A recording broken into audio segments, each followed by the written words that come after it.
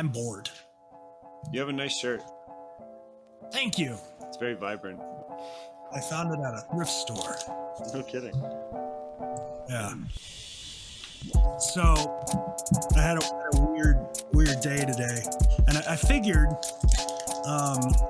since it doesn't look like that Palancar interview is coming out for a while, I figured we might as well do something else. Okay. And I figured, since we started those, since you were the one that started those evening with interviews that we did a while back, right? And now you're part of the podcast team. I figured we'd do one with you. Sure. That sounds like fun. I always like talking about myself. Yeah. Yeah, no, totally. Yeah, that'd be a lot of fun. So let's do it. All right, cool. I got a gin. It's delicious. I think I have coffee. It's peach juice. And a Buc-ee's cup. Buc-ee's, that sounds like peach fun. Gin? Well, it's gin in peach juice. Oh. Buc-ee's is a gas station that's the size of a grocery store. Oh, nice. It has like something like 200 and something pumps. Oh, shit. Yeah, it's huge. No kidding. And they make like the best brisket sandwiches I've ever had in my entire life. Is there like one of them in the world? No, there's a bunch of them. Is that right? Cool. Yeah, there's two within like 20 miles of my house. Yeah. My dream is to go to a Piggly Wiggly. I've always wanted to go to a Piggly Wiggly. Those are down south, man. You can really only find those in a couple of places. Is that right? They used to have some in Canada, and I just know that they're not here anymore. Yeah. They had some in the Outer Banks. Like me and Nick and Caroline went. Oh, nice. To one, and that's where we bought breakfast. They don't even have them in Florida really anymore. Yeah. That's old school, man. Very few places have Piggly Wigglies. Well, you know, I just learned this year that you guys call, like, I've always thought that bodega was a brand of convenience store, but that's just what you guys call convenience stores, is bodega. That's just what they call, no. That's just what they call them in New York. Oh, and it's only like a very specific thing is the bodega. Oh, okay. Like it's a very specific kind of like corner store. Yeah. It's not really a convenience store because it's got like a restaurant and shit in it. Oh, or not like a restaurant, but like a deli counter, and you can buy fruit and shit there. Like that's convenience stores down here, you just get cigarettes and combos and booze, fucking soda. Yeah. That's rad. And you like guys can buy booze. Liquor and cigarettes in the same store. We can't buy liquor, just beer. Well, some states you can buy liquor, dude. You can buy in New Orleans. You can buy liquor in Walmart. That's cool. In Seattle, I think you can too. When we went to Seattle the first time, I was grabbing cigarettes and I turned around behind me expecting to see pop in their pop cooler. And they had like 2 coolers of fucking MGD, like Miller Genuine Draft, just chilling there. I'm like, holy shit, you guys can do this here? I mean, you can buy beer anywhere, but not liquor. Oh, right. Liquor's weird. Anyway, Cole. Yes. I often misspeak and tell people that you found the secret because of Expedition Unknown, but you didn't. You found the secret via a podcast called Rabbits, which came out, was it right before or right after Expedition Unknown? I think the first season dropped in 2016. Let me look on Spotify really quick. That's before. That's before. So yeah. Yeah, I'm pretty sure it was like July 2016 it came out. Something like that. First episode, second episode we'll look at was actually March of 2017 was the second episode. So you could consider March 1 of 2017 it would have come out. Well, the first episode is the one that talked about Byron, right? But it only talked about it at the end, and then they got more into Byron in the second episode. Yeah. If I remember correctly. Yeah, they mentioned Byron a bit in the beginning, and they kind of discussed the secret itself at the start, but then in the second episode they actually sort of work Byron into their story as a character almost, but not one we get to meet as listeners, but one that like had some is speculated to have had something to do with the game, right? Yeah. So for people who don't know, Rabbits is like an ARG podcast, like an alternate reality game podcast that's got a bunch of puzzles and stuff mixed in, and sort of like a mysterious story based on puzzles. Is Byron? I know the podcast is continuing, like it's still going. Is Byron still in it? Like, have they mentioned him past the? No, the No. secret isn't mentioned, I think, past episode 3. Um, but yeah, no, it's not. Uh, they use so they have on their website a notes section where you can go and look at like supplementary pictures and stuff like that, and in there they have like there's one picture from a newspaper of Byron and I think Sean Kelly and somebody else, and they're sitting in front of like a computer screen. Oh, it's um, Arthur C. Clarke. Sorry, yeah, and then they have the image 9 they have on there from the wiki.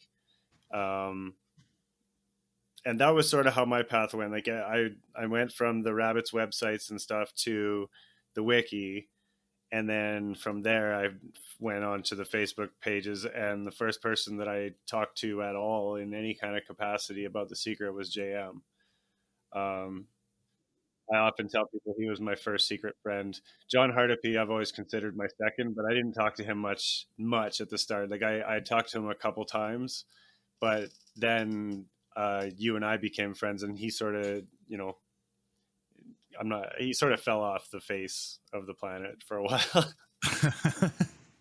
But yeah, Yeah. JM I talked to for like probably 2-3 weeks before I talked to anyone else, and because I thought the Was he image not? for go ahead. Was he nice to you? Yeah, he was. Yeah, he Because was he had that fantastic. habit. He had that habit of like new members. He was like, no, no, no, you learn, then you come back. Yeah, no, he was polite. He so what happened was we had actually Kim and I had just come back, I think, from our trip to Ottawa, and the place where there's a park kind of just behind Parliament called Majors Island Park, and you look up a hill towards Parliament, and that's where they shoot off fireworks and stuff like on Canada Day and things like that.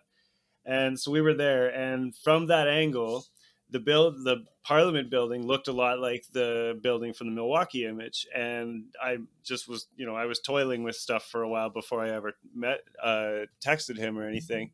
And I said this to him, and the first thing he said to me was, "Well, no one's ever really questioned the Milwaukee puzzle." And I was like, okay, well, that's fair, right? And he said, I can see why you think that building looks from that angle especially looks very similar, because they do. Like the photo I sent him was one that I had taken when we were there, and they do look very, very similar from the angle and stuff. But he's like, then that's when he told me about the rebus and things like that, and I moved on to Montreal basically right off the bat from there. But yeah, he was always really polite to me. I wonder if you were the reason, because I remember before Expedition Unknown came out, John got it in his head that he needed to go and get a picture of City Hall in Milwaukee from the exact angle that it is in the painting. He was like, I Right. need to walk down there and find out exactly where this picture Byron took was, and get it angled up correctly. And he really did. Like, he found basically the exact spot Byron's picture was taken from, and then took Yeah. another picture so that it matched perfectly with that image.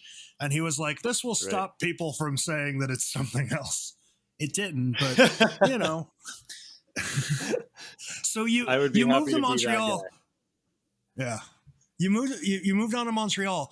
Like, people in America don't consider the size of Canada, right? Like, we don't a lot. Sometimes it sounds bad, but a lot of us don't like see Canada as a country. We see it like as a state that no one lives in, like North Yeah. Dakota or whatever. It's just like it's a place where time and America forgot. Yeah. So whenever somebody says, "Hey, I live in Canada and I'm working on Montreal," people are like, "Oh, dude, you must be super close to it, and it's fun to go down there." Have you ever been to Montreal? No, we've been kind of close. When you're in Ottawa, there's just, I'm going to have to orient myself here. I think just east of Majors Island Park there's this bridge you can walk across that takes you to a city called Gatineau, which is in Quebec as well. It's like a southern tip of Quebec kind of thing, and we went there. But just to give you an idea, like if I wanted to drive to let's say the Mount Stephen Club, where I want to dig, that's a 37-hour drive from my front door, right? It's like a That's 15-hour flight to Montreal from Alberta. So Canada is I think we're the second most sparsely populated country on the planet. And next to Russia, I think our landmass, thanks to the parts of like the parts of Canada that kind of break off in the north towards the North Pole and all that, not including Greenland and all that stuff. Because of all that, if you kind of compacted it all together, we're one of the top three largest land masses in the northern hemisphere, right? And so, we, we're a tall country. We're not really a you know super massive country, but It's yeah, just Canada's not super tiny. it's so weird imagining people living way up there. Like, Yeah. Like I there are don't know. people that live in like the Northwest Territories that get like a week of daytime. Like that movie 30 Days of Night isn't entirely off. Like that happens. They'll get no day for, 2-3 weeks, and then they'll get nothing but for 2-3 weeks. Like it's It'd be kind of cool if you were a goth. yeah. Like, I never want to see the sun. I'm going to move to where Santa lives. Yeah, totally. So so rabbits got you in. You started looking at Milwaukee and you moved to Montreal. I'm curious because I know your technique for this puzzle and your ideas for this puzzle have drastically changed from when you first Mhm. started. Yep. I'm curious how you first began looking at the puzzle, specifically the Montreal puzzle, and sort of how that has evolved.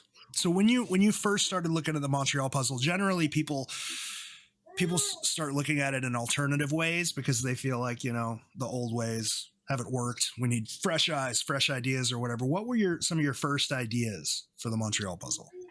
Well, call me a geek, but I'm a really big fan of that show Prison Break, and I actually have a mock-up of the one of his tattoos myself. But anyways, watching Wait, do that you have show his prison tattoo on your back? on my tummy. Then you have it on your That's awesome. Yeah.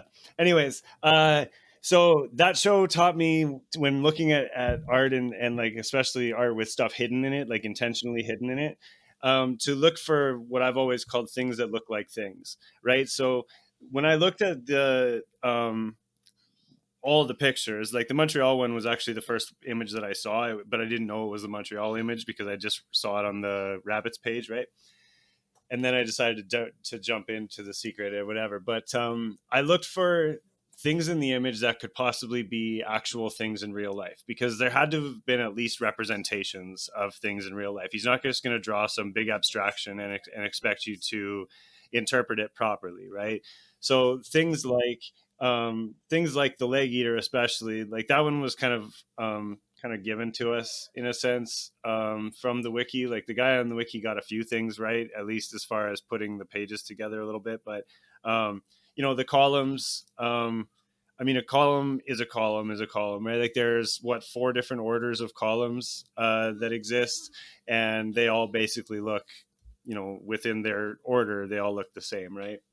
So I mean, you can imagine that seeing just a column is like a representation of something rather than something that's so specific looking as that leg eater symbol or the shape of a state or the terminal tower. Like those things are things that look like things in real life, right? Like it's the Cleveland image is rife with these things, and the dig spot is right there in the picture, and all these different parts are things that look like things in real life. And so that's where I started. I probably didn't read verses until a year into working on this stuff because I was so focused on finding those things that could specifically be pulled out and reasonably guessed as something that really exists out there in the world somewhere, right?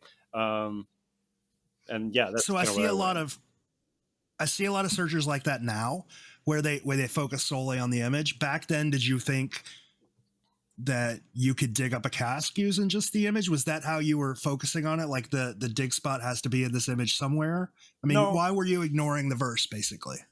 Um, I'm a very visual person. That's for me personally. It was just I like looking at things like that. Like I also thoroughly enjoy reading and things like that. But I when it came to it, I love art. Like I'm an artist and what have you. But the pictures were just so striking, and it's an easy in. I won't deny that it's an easy way to start the puzzle by simply looking at the pictures. And then once I had a kind of a solid idea of what I theorized was in these pictures, and again, most specifically the Montreal one, I went to the verses. And the wiki had already kind of done a lot of that work for a guy in a sense. Because it was only ever been for Montreal especially, it's only ever been between, as far as I know, between verse 5 and verse 8, right? Like you could pick either of those two. And the more I looked into it, verse 5 just kind of made a lot more sense to me. Um, and so I jumped on that train kind of early and just sort of stayed there because it just made, like, there was so much stuff to connect between the picture and the verse, and the spot that I presumed it was at, sort of thing. And I just sort of stuck with it that way. I wasn't ever like intentionally discounting the importance of the verses. I just hadn't gotten there yet. You know what I mean? Like I just took my time to get to the verses to see how to then connect things, right? Because I think one thing that we have to learn to do in a lot of ways is see pictures in the verses and see instructions in the images. You know what I mean? And I've sort of always thought that way in a sense, like, because I've always known like a good puzzle has to tell you how to solve it, basically, right? But it just does so usually in really clandestine manner. So you've always been a verse 5 guy. You've never switched over to verse 8. No, I've considered it. Like I've never. Well, I shouldn't say I've never discounted it. I've sat down and listened to a lot of verse 8 people talk about it, and yeah, like it's just sort of always come down to simply one thing, one line in the entire verse just sort of solves the puzzle for them, and it doesn't. That's Yeah, never really made. the Drummond line, Yeah, it's never really the made Drummond sense to line, me. and then Mount Royale.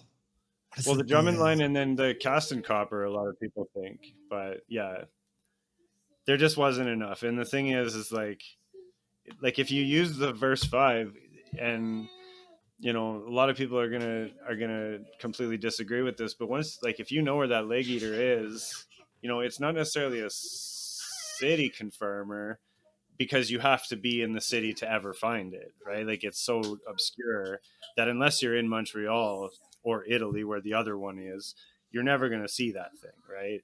And you know, but the verse 5 just tells you, like, as soon as you find that thing, look around, right? And almost everything in the verse is there, right? And so it just made more sense. Yeah, I never really understood the whole like leg eaters just telling you Montreal people. It's like we've got a lot of things that tell you the cities. We've got the Statue of Liberty, the Terminal Tower, the fort in St. Augustine, Yeah. Golden Gate Park. We've got the water tower in Chicago, and then some random lamp base on a random, hotel's front stoop Yeah. that's supposed to tell you Montreal. Like it doesn't make No. any sense. No, And I've then never. I feel I'm sorry, go ahead. No, you continue. Well, I feel like the verse 8 people had some really good ideas, and there was some really good conversation with verse 8 until Hardapy found granite walls, right? Yeah. Right across the street from the leg eater. Yeah. And I feel like as soon as you find word for word um matches in stone Yeah. from the verse, Literally. it's over, it's done. Yeah. We're in the right spot. Like we may not know where we start, and we may not know where we end, but we know at this point we need to be right here. Yeah, at some point you got to be right there. Yeah, and that's the thing. Like I've always distinguished, like, the leg eater to me has always been a site confirmer, right? Like as soon as you know where that is, because it's hard finding it, right? Unless you live on fucking Drummond Street, it's hard to find it, right? And and so for me that's a site thing, because so many other things like verse and image wise, I mean image wise especially, get you to Quebec and Montreal and all that stuff, right? So I mean, coordinates aside, right? I mean, all you need is that, really. But yeah, Yeah, I feel like people take advantage of the fact that we know about the leg eater, where they don't realize that we had people who lived in Montreal for years working on this puzzle, and it took I think his name was like Ravel on Q4T, who just randomly happened upon the leg eater one day and Yeah. posted a picture of it and was Yeah. like, it's in Montreal. And John Hardapy was like, holy shit, I'm in Montreal. Let's go find it. And it took him hours of driving Yeah. around just Yeah. to find the damn thing. Like Yeah. it's out of the way. It's nothing prominent. It's not something you would know about. Well, I but don't the know. thing is, like when you really, and like I've never been the type to think that you don't need to know your 5th century Canadian history to find that cast necessarily. But if like it's not prominent until you know what it is, right? Until you know where it is. Like now that you know it's on the Mount Stephen Club, do a little research into George Stevenson himself, man. Like he had his hands in a lot of stuff, right? And so that's where the prominence comes in, is what you learn about where they are. Paul Revere, same thing. Like I know nothing about the whole Paul Revere story, but apparently that whole thing is a massive thing in the United States. You know what I mean? And so, for me, like once you discover, yeah, that had something to do with Paul Revere, as an American, probably some people are like, well, holy crap, I know tons of stuff about this because that was huge, right? And once you learn about George Stevenson and his connection to John MacDonald and the CN Rail and all that stuff, like it's huge, right? But it's that thing is so hard to find and so obscure, you know. Yeah. Well, I see. I often wonder if that's a sort of a downside for being a Canadian hunter, right? About the only, out of the 3 solves, about the only one that has any sort of history tied to it is Boston, right? And it's only like sort of tangentially, Paul Revere was here kind of thing, right? And that's something we know a lot about as Americans, but Right.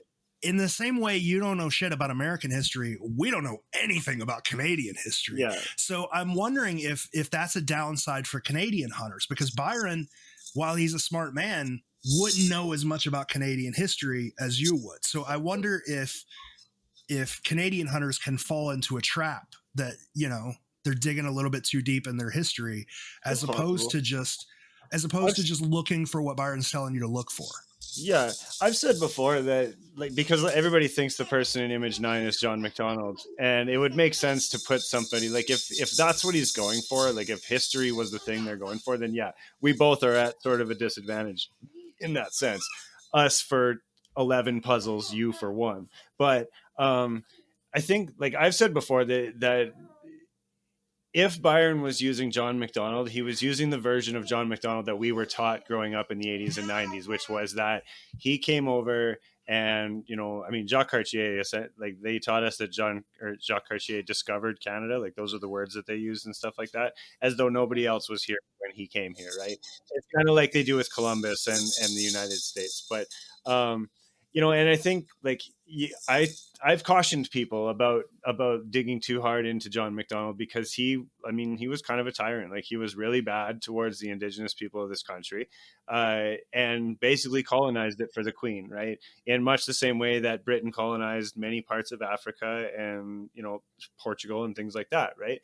And so I've cautioned people against really thinking too deeply into the importance of John MacDonald as far as this puzzle goes, and look at it only as, if that is John MacDonald, use that as a symbol for Canada and nothing else, right? Like he had offices in Montreal and stuff like that, and him and George Stevenson were tight. So that could help you, I guess, kind of narrow down to Montreal, but don't look into it like it's going to bring you to a particular part of town like Paul Revere sort of did in Boston, right? Like, because that whole thing took place in the north end of town, right? So that sort of taught you where to go. Whereas with John MacDonald, like, let it get you to Montreal at best and just stop there as far as that reference goes. Well, you can devil's advocate that too, because if you consider the book as a whole, the secret as a whole, Byron was pretty progressive in the messages he was trying to send. Like the dedication for the book is for Russian freedom fighters, right? Yeah. The entire front of the book is about the plight of the Native Americans. And Yeah. and these topics, the Russian freedom fighters not so much, but the plight of the Native Americans was not a popular topic in the 80s, right? No. So he was it wouldn't have necessarily been a controversial thing for him to write a book about, but no. it wouldn't be, the most popular topic. So it's possible he was trying to, shed some light on the plight of the indigenous people, Yeah. or what he did to the indigenous people. Yeah, that's true. So That's very true. yeah, but I mean, I'd still I'd have to approach it from what you would know as an American, what you could find out as an American, what's in Exactly. encyclopedias and Yeah. common books. Yeah, it's interesting actually. So the Pope is going to be in Edmonton on the 26th. He's coming here to apologize to our Indigenous people because of all the residential schools that they built, the Catholics and what have you built throughout the 1800s, and the very last one closed like 45 minutes from where I grew up, in 1996, I think it was. Didn't And Justin Trudeau recently do that too?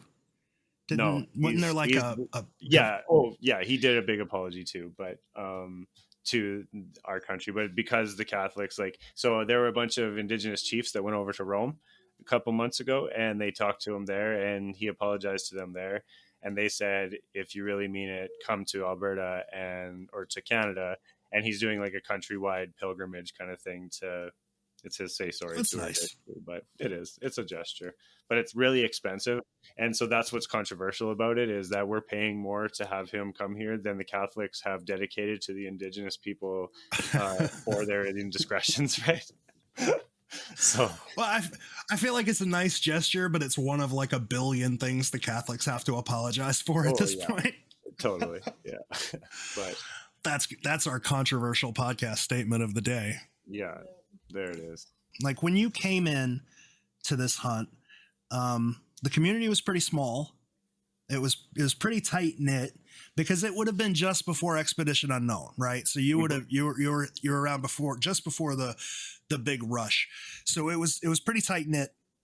What kept you around? Like a lot of people who come in look at this puzzle, or at least who came in before Expedition Unknown, looked at the puzzle for about 25 minutes and then we never saw them again. What about the secret drew you in and kept you around? I thought I had good ideas, and I wanted and so I thought I had good ideas, but I also definitely had good listeners. Right, I met people that wanted to hear them and talk about them, and not just necessarily shut them down immediately, which was really nice about JM when I first started talking to him, because some of the ideas I was throwing him, and I mean even you too, that when you and I first met, we were talking about the underground city in Montreal, and I was obsessed with this underground thing because there was no outsideness in the picture, right? That was one of the first things I noticed, was that it was the only one that had no reference to being outdoors. And if it was in Montreal, I thought it would be cool if it was underneath in the underground city, right? Like that just made a lot of sense to me. And then of course I met John Hardapy, and he talked sense. He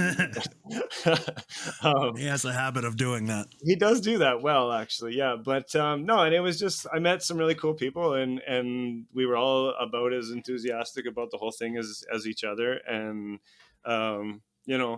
back then it wasn't a lot of the same thing every day. Like there was still the birth of new ideas coming in, right? It wasn't having to answer to 10 or 12 new people that thought they had a brand new idea that was 10 years old by now, kind of thing. And it was just a little bit calmer, despite how many people there were. Like there was still a few thousand people, but it wasn't where it is now, sort of thing, right? And also, I always, I'm a bit of a braggart in a sense, and I always really liked the fact that of the people that I was hanging out with in the groups and stuff, I was the only one that hadn't seen Expedition Unknown, right? Like I was proud of that. But have you seen it since? mm-hmm. Oh well. But do you think that's because a lot of I remember back then, and there was this spirit of teamwork and communication, and a lot of new members complain, and it's true that's not really. It's hard to find somebody that's willing to listen to you now. mm-hmm. And do you think what you were saying before is the reason for that? Because it's just people jumping in with ideas that have been rehashed 100,000 times and they just won't let it go?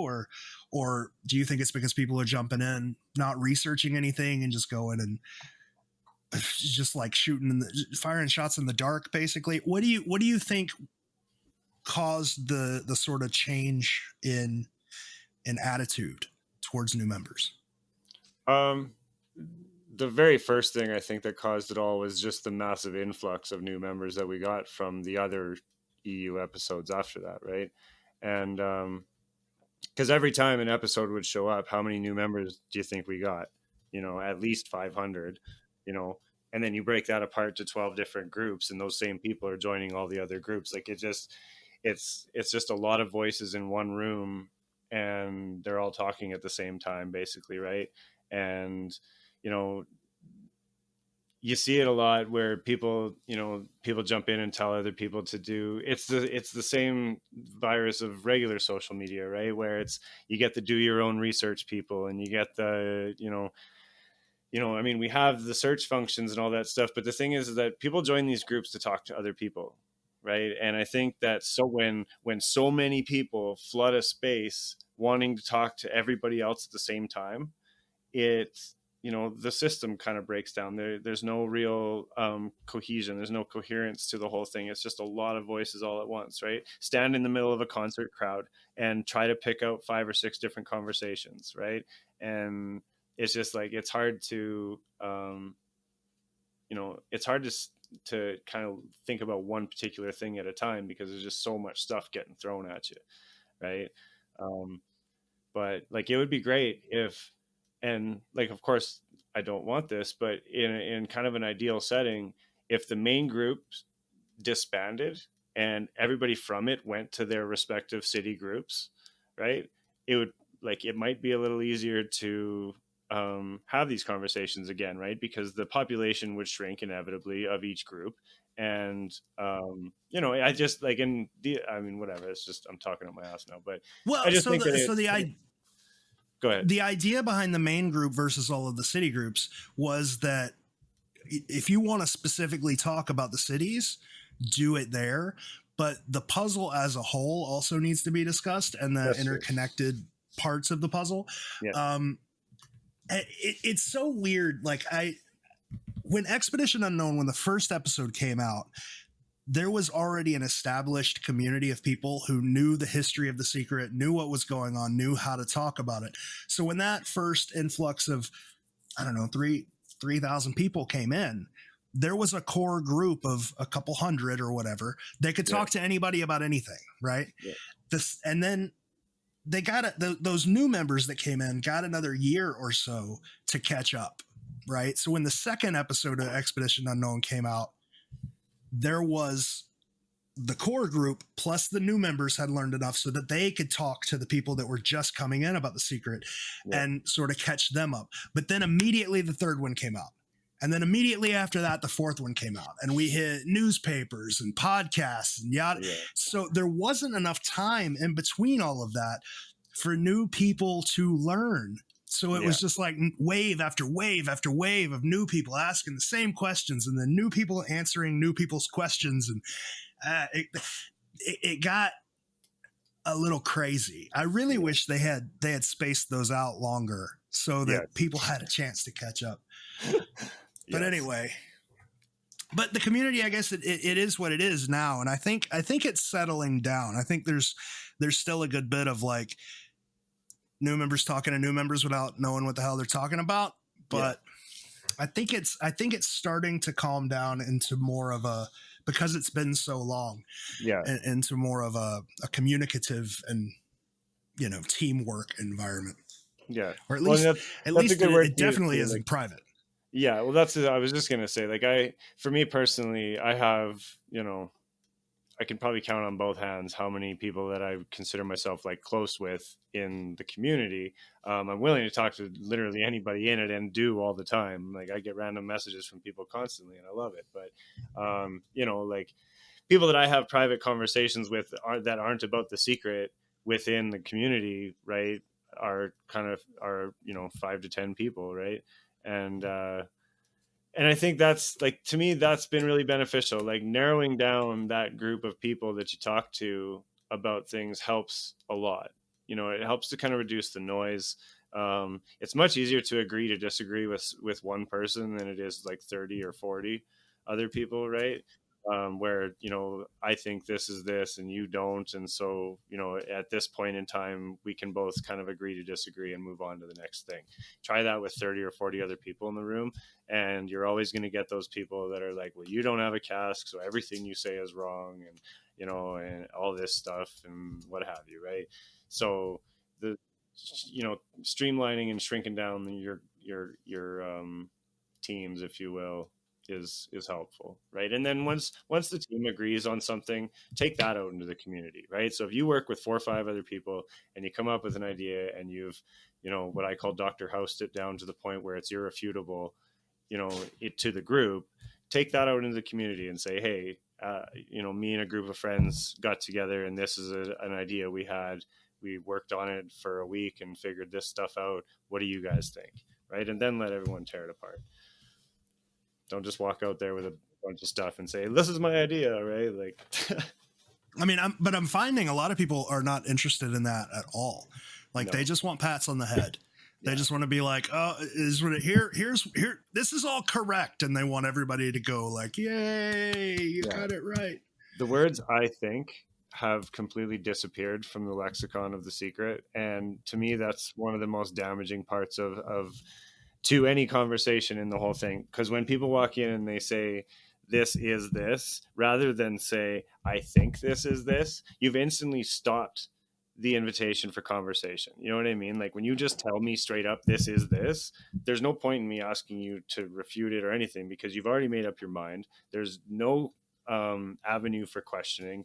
And it's just like, well, I'm going to just ignore you then. Right. But if you roll in, like I made a post actually a long time ago and I kind of got, I'm not going to use the word ostracized necessarily, but I was attacked for it a little bit where I said, you know, if you want people to take your post seriously, throw these kind of words in, like stop using absolutes, right? Use words like I think and this could be, but, you know, or, you know, like a lot of times when if I ever post ideas, which lately has been very few and far between, but when I do, I always say things like, I could be wrong, but this is how I'm perceiving this. You know what I mean? Because that avoids being looked at as a kind of like a total jerk, first of all. But second of all, it invites conversation because that's what I think true key searchers really want, right? Is we want people to look at our ideas and say, that's wrong and this is why, let's talk about it.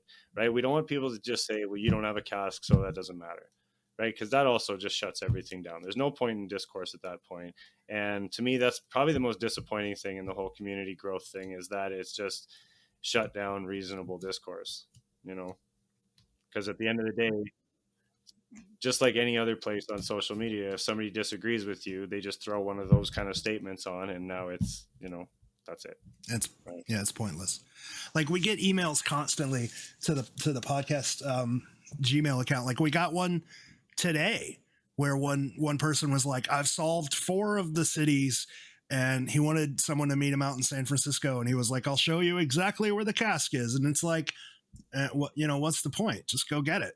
Like if Yeah. you've solved them all, what's there to have a conversation about? Why do I want to meet you? Yeah. Like I'll meet you after you dig it up. You know, there's Yeah. it like all of my interest is gone when you're like, I've solved it all. Like, well, okay, well, there's nothing left to talk about. Just go dig a hole. Yeah. I've got no pictures. That's what I don't get. Like if I've never understood why people think that's going to do anything. You know what I mean? Like, especially at this point, like, I mean, I love the guy, but so I hope he doesn't take this the wrong way. But Johnny Windex has existed far too long for people to still come on and be like, "Hey, I have no pictures of the cask or anything, and I have no, you know, we're going to use his word context or anything like that, but I have solved it all and all that kind of stuff." And it's like, listen, man, like, you know, you kind of walked in the door the wrong way in doing something like that, right? Like none of us are buying that sort of stuff unless you literally have a picture of it in your hand. You're never going to get anywhere. Or when they do have a picture, it's just a rock. Yeah. Like, come on, man. We're adults. We understand what pottery is. We understand that we have, you know, pottery from 1,000 years ago that still looks like pottery. It hasn't devolved back into rock. Like a cask, it might be broken up, but you're still going to be able to tell it's a cask. Yeah. I'm surprised somebody's never tried like terracotta, you know, tried to pull that one on us, right? Like how many fakes have we had in the last 5 years? I guess 2 now. And, you know, I'm surprised somebody hasn't been dumb enough to do terracotta. Well, there's been a lot more than just two fakes. There's only been two where That's true. like it was public, but there's been a lot of people who are like, I found it. Here's a picture, and it's a rock. Yeah. One guy found like like a asphalt flagstone, and he was like, "This is New York." It's like, all right, whatever. Yeah, it's a little nuts. Yeah. So let's go back in time. Okay. Let's talk about Baby Cole. Maybe not Baby Okay. Cole, but Sure. Baby Cole till you found the secret. Were you like back when you were a kid, were you into this kind of stuff? Were you into like puzzles or puzzle solving, video games, that kind of stuff? Yeah. I wasn't let's just say I didn't have a lot of friends, and I was a big reader when I was younger. I didn't do TV a lot. Music was always more my thing when it came to entertainment. But my parents subscribed me to things like Highlights magazine, and we had a nature magazine out here called Ranger Rick, and it was cute as shit. It was just this raccoon was the main, and they always had like nature puzzles and things, and like those I Spy books, things like that. I really enjoyed stuff like that. Did a lot of connect the dots when I was super young, um, and jigsaw puzzles were always kind of a thing for me too. But I just like mystery was a big thing for us growing up. You know what I mean? And like we had the original Unsolved Mysteries, and we always would gather around and watch that. We actually had these. There was a series of books put out by I think Nova or National Geographic. I can't remember. They were these black hardcover books, and they were beautiful. And each one was about a different kind of mystery. So each one was like an aliens and like Sasquatch and like what else I was think there? you're I talking can't about the remember. Time Life series. Maybe they might have been Time Life, actually, now you mention it, but they were beautiful books, and we had them. They had like ghost ones, like paranormal stuff and what have you, right? So I was always really big into those kind of things, and solving puzzles in this sense. Like The Secret is probably the first armchair treasure hunt like that lots of us have ever done, but this is definitely my, next to rabbits, I guess. The Secret is the first kind of real one that I've put any sort of effort into. um and yeah, so yeah, I've always been into stuff like this. Video games, I was always big on. Like what did I play a lot when I was younger? Fighting games I was big on because they first started really coming out in the early 90s, right? With Street Fighter and all that sort of stuff. Yeah. So have you since finding the secret? I'm assuming you've sort of found that you like armchair treasure hunts. Have you gone outside of the secret and looked at any of them? Yeah. So um I mean rabbits, but there's also so I got Kane's Jawbone, which is a fun one from 1932, I think is when it first come out, and it's only been solved by 3 people ever, which is rad. My dad actually, strangely enough, it was kind of a really weird story. Brett Zingler posted something about it in the mods chat one day, and like 2 days later, my dad texted me saying, "Hey, I've read about this book. You should check it out because you're into treasure hunting." And it was Kane's Jawbone. So I found it on Amazon and I ordered it. It was like $15 Canadian or something like that, and I got it. And yeah, like I mean, I still pull that one out once in a while because it's a beast. Like it's such a, for being such a small book, it's only 100 pages. It's such a massive puzzle, and it would take a long time. There's a reason only 3 people have solved it since 1932. You know what I mean? It's almost 100 years ago. But then And I you did but then you one. made your What's that? but then you made your own puzzle. I started to, yeah. I created the Blue Sage Puzzle Company, and as sort of like an experiment, and it's been going well. I guess I'm on to puzzle number 6 now, but of course, I'm inspired by all these other puzzles that I've done, but that I participate in myself, and I sort of just take elements from each one, throw in a few things, and then I use my own art to kind of make them. Um, but I participated in one for a while called The Will. uh, my good buddy Brody down in New Orleans got me into that one, and it was way over my head. Like it was so crazy because it left so much room for possibility, and that's what makes these kind of puzzles really hard. Is that when there's so much room for possibility and vagueness, then it's just like, well, and literally until you're holding the prize in your hand, you can't be right 100%, right? And I think that's part of what I like about this sort of thing is just like, um, the not knowing if you're right or not, right? Until you're right. So, piggybacking off of that, let me ask you a question about The Secret. So you're talking about puzzles being difficult because they leave a lot of area for things to be vague. Do you think that's a problem with The Secret, or do you think that people make it a problem with The Secret? Like it's not actually a problem with The Secret, but people make it that way.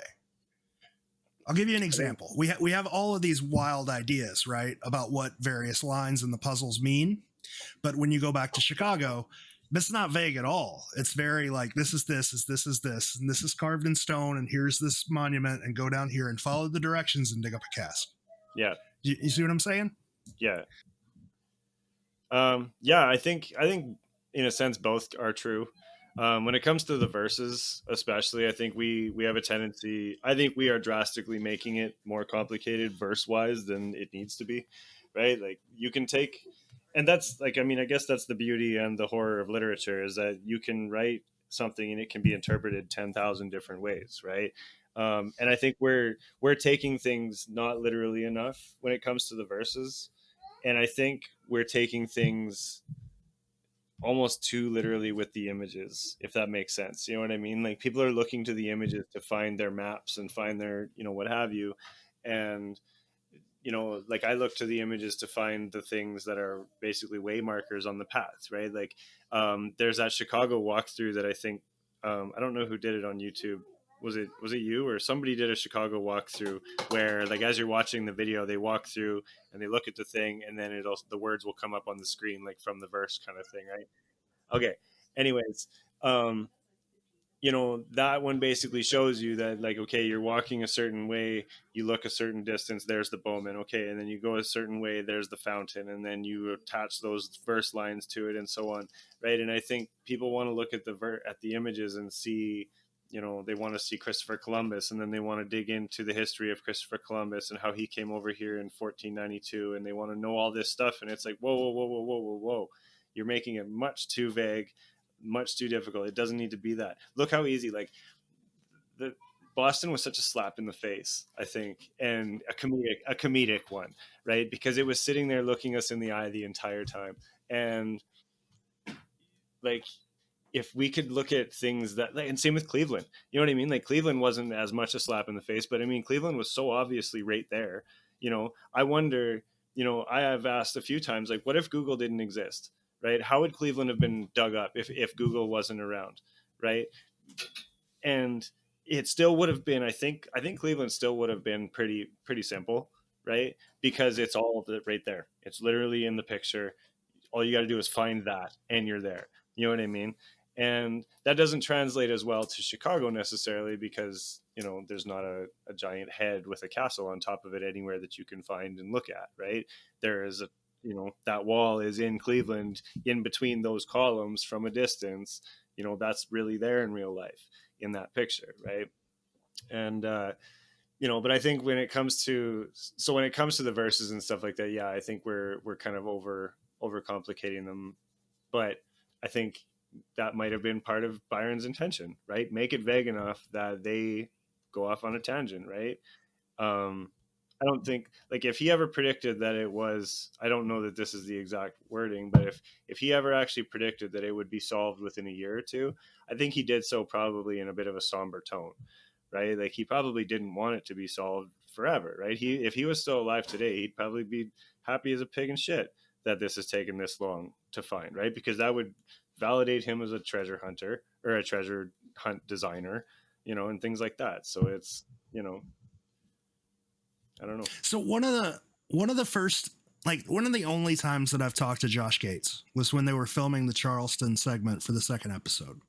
And he called me and it was about, they were out at White Point Gardens and he was talking about this idea somebody had that he wanted him to dig, which was way over on one, like the completely other side of the park from where most people think the cask is buried, right? It's at the sundial. And he got to it kind of a convoluted way. And I asked him, we were talking, and I was like, okay, just thinking about this for TV's sake, you're going to use this entire verse to go basically 2 blocks in this park, and then you're going to use one line to go all the way to the other end of the park, like a quarter mile away. Like, it's not going to make any sense. And I asked him, I was like, May 1913, right? I was like, what that is. You know exactly where that is. And say that's step 3 in the puzzle. If you know where you're supposed to be for step 3, what does step 1 and step 2 doesn't really matter, right? Yeah. Just start Yeah. with step 3 and continue. So I'm curious, like, why new hunters don't take that approach. There's so many of these puzzles where we know concrete where something in the verse is. In Yeah. Montreal, we know where Granite Walls is. Charleston, we know where 1913 is. Stuff like that. Why, instead of coming up with these grand solutions that involve like history books nobody's ever heard of before, why not start where you know where something is and work backwards or work forwards? Like, to me, that seems like, if we're comparing Chicago, Boston, Cleveland, yada yada yada, whatever, even taking into considerations that the puzzles might get more difficult, that seems like the most logical way to start Yeah. where something concrete from the verse is. Yeah, and that's why I was like, before, when you were asking me about how I started the puzzles when I was working on them, that's exactly what I meant, was start where, like, find things that look like things, right, in real life. Find those things, like the terminal tower, or whatever it is. Speculate, look at the pictures and speculate what you think might be a thing that is there in real life, and start on that, right, and go from there. Like, if you, let's say the eagle in New York, there was only ever one of them like that ever made, and you knew that, well, then you've already got your foot well into the door on the puzzle, right? Because you're going to New York, basically where that eagle is, right? So let's, like, you know what I mean? Like, if you knew where these things are, then you're kind of, people are, are a lot further ahead than they think, but they sort of stop at getting anywhere because they want to get really vague. You know what I mean? And they want to find all these esoteric answers and things like that. But it's just like you say, like, start where things are, and go from there. Especially after the coordinates were found. Like, once you know those coordinates, man, that narrows down your search a whole bunch. Yeah.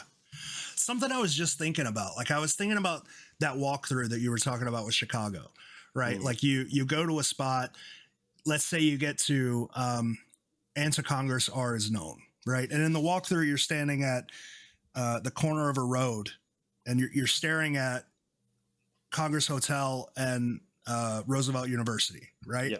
And then you look behind you, and there's something from the painting.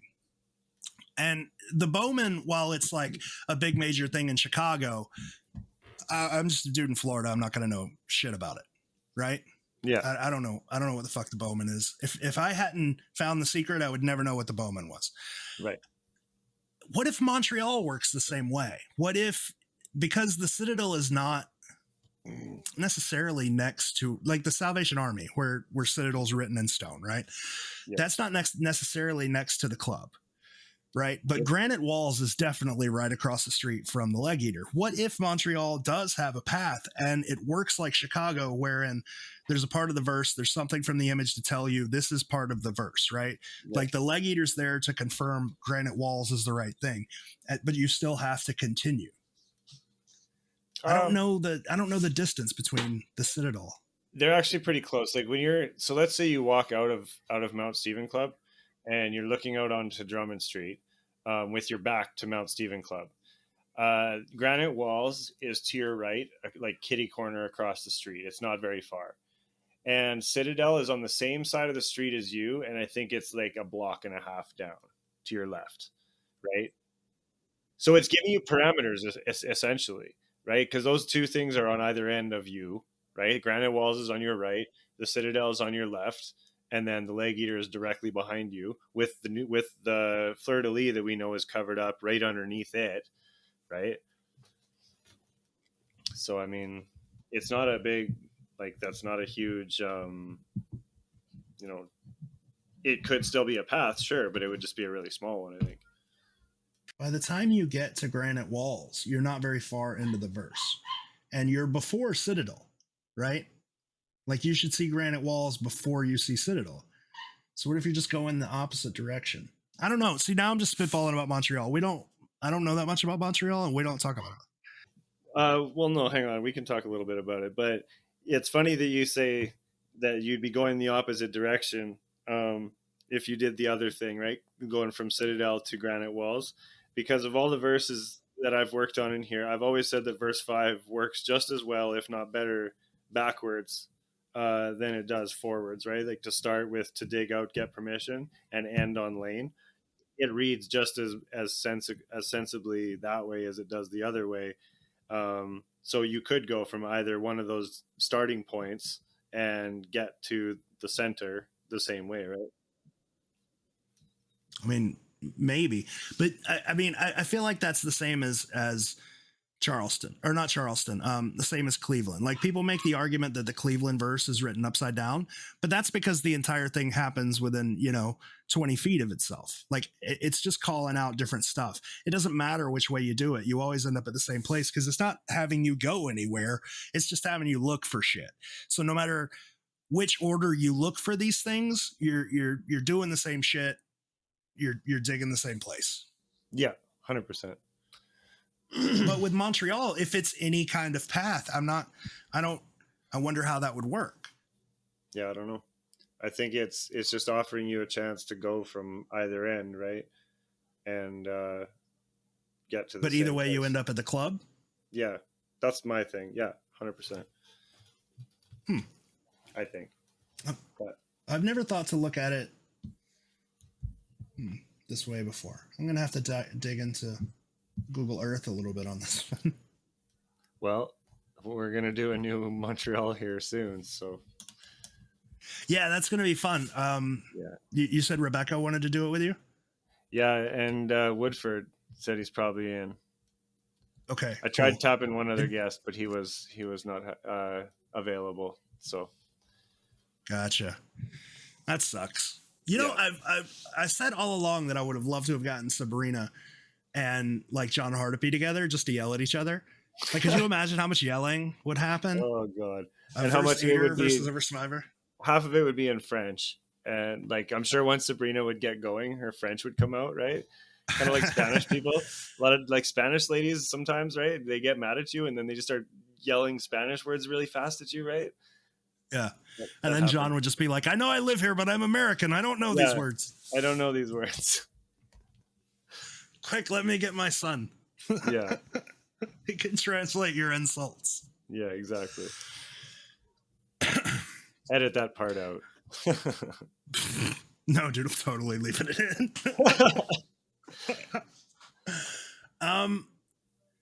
So I know, like, you had an idea for an episode that I really liked, but it's touchy, and I don't know if you want to talk about any of it here, or if you want to wait and do your own, because I don't want to stand in the way of that episode. I think it's good.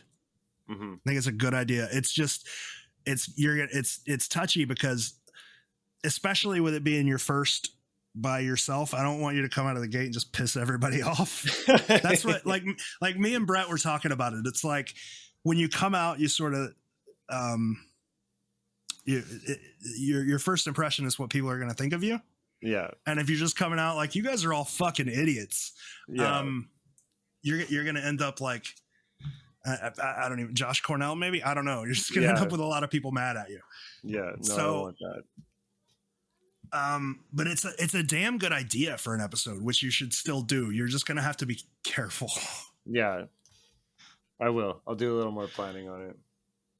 The Montreal one will be good though, because that'll at least be like, Cole is an expert on Montreal. Here is a conversation about Montreal. Yeah. Listen to it. Is there anything that you feel like we should point out in your Cole only interview? No. I mean, I always wanted to be part of the podcast group because it was, I had things I wanted to say, you know what I mean? And it's a lot of fun. I was already friends with most of you, prior to joining, sort of thing. I remember how many times I would ask you if there was an opening in the podcast group. you know, and I just like, I feel like, and this is going to sound kind of arrogant, but in a sense, this is me. I feel like I'm going to say, I'm going to use the word earned my spot in the show, because you know, like I worked with all of you guys, and it was never like a, you know, there was never like an angry argument, or like that idea is stupid, and that it was literally just like, let's talk about these ideas and hash them out, right? And so it was like, you know, it was important for me to eventually get to, I'm going to use the word the top, I guess, right? Like, you know what I mean, where we, I can talk to everybody, we you are know. far from the top, sir. Right. No, I know that, but I'm just saying, like, I wanted to be able to talk to the whole world about it, right? And this is how I do that. So, Well, I mean, I think you definitely earned it. Like, whatever, you know, it's not like it's a prize. It's going to be more of no, a headache than you realize. But like, I know for the longest time people didn't go to you, and especially about Montreal. But I think that's because John was around, yeah, and John was sort of your, like, it was one of two roads, and you go to the guy that the podcast says knows everything about Montreal. You yeah, see what I'm saying? yeah, But when people did go to you, it was always a positive experience, right? mm-hmm. You always helped people, and you never treated them badly. You never insulted people. Like, I don't know anybody that doesn't like Cole. You know what I'm saying? Like, I know plenty of people that don't like George. I know plenty of people that don't like George. I know plenty of people who don't like Brett. I know like four people who actually like Matt. Yeah. Coincidentally, as far as I can tell, the only people I know don't like me from the community aren't part of it anymore. So, you know, take that how That's you fine. will. They don't like me either. You know what I mean? But I just, you know, I don't, because I was treated very well when I first joined the community, and threw out all my crazy ideas to people privately. And you know, and so I guess in homage to JM, I have to do that, right? Like, I would feel like a jerk if I didn't help people out and at least give their ideas to the time of day, right? I wouldn't feel right, because of the way, like, to me, he was the kind of the epitome, I guess, of the type of person I would want to meet in this group to hunt for treasure with, right? And you know, and then of course came everybody else after that, right? Like, of course, Nick is like one of my best friends in the whole wide world, full stop, not just in the community. You know, him and Carolyn and you and Rachel and stuff. And you know, there were a few others before that came and went, and I guess they were meant to, but you know, I'm not here to make enemies. I don't think anybody is. It just sort of happens. But no, I mean, I love talking about The Secret, regardless of what city or what it is. I think I've worked on it long enough now that I can at least hold a conversation about, you know, any of the cities, ask at least the right questions. But Well, I think you're more knowledgeable about it than you give yourself credit for. You Canadians and not having pride in yourself, and yeah, what did I tell someone the other day? The only thing we know about is weed, apology, and self-loathing. no, I mean, I would honestly say I think you know a lot more than you give yourself credit for, and I think you're a lot more valuable to the community than you give yourself credit for. I think more people have respect for you than you think. Mm-hmm. So yeah, like I don't know what there is to earn in being part of the podcast team, but you earned it. It's all yours. Well, thank you. Yeah, the respect is what I wanted. Yeah. So now we're gonna like put you in charge of talking to everybody. Like, if you email the podcast team now, you just talk to Cole. You're just getting Cole. He runs interference. Yeah. But yeah, I'm gonna get to planning the Montreal. I've got the guests pretty much lined up, and I'm just gonna tell them why I'm right and they're wrong. That should be fun. It'll be fun. Yeah, it'll be good. And then Chris Woodford is gonna tell me how much of an idiot I am. Well, yeah, he does that in a weird way where he doesn't actually tell you. He just says words that you can't comprehend, and you're like, oh yeah, I forgot. You're fucking super smart. Yeah, that's right. At least he's really nice about it. Yeah, Canadians. God damn you guys. Yeah, we're good at that.